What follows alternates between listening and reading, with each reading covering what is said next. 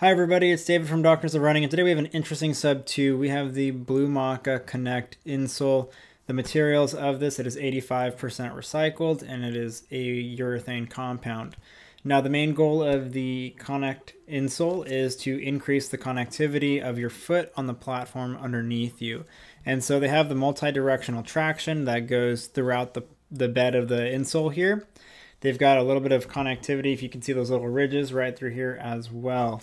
Some decent things that they do have on the insole. They have the heel cup here. It contours nicely to the heel and the calcaneus there. They do have the sidewall that integrates with that medial longitudinal arch that does create a little bit of a nice sense of hold through the midfoot. The one thing I have noticed with this, it does increase that volume of the shoe. It's a little bit thicker than some other insoles that are on the market, so sometimes you'll get a little bit of abrasion or pressure on the top of the shoe. So if a shoe's a little bit more voluminous or has a little bit more stretch to the upper, it can work pretty well. But if it's a performance shoe and it's kind of a little bit more snug, tighter lockdown, you might have a little bit of a harder time with this. I have found that the sizing is a little bit short, so you might want to size up, potentially a half size to a full size. I'm sure that's something that they will clean up in the future.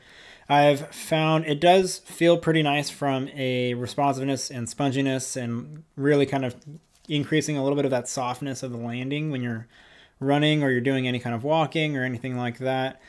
I do notice that even though you do have that increased connectivity, it does kind of abrade and create a little bit of friction with the socks. So it does kind of warm up the foot a little bit more.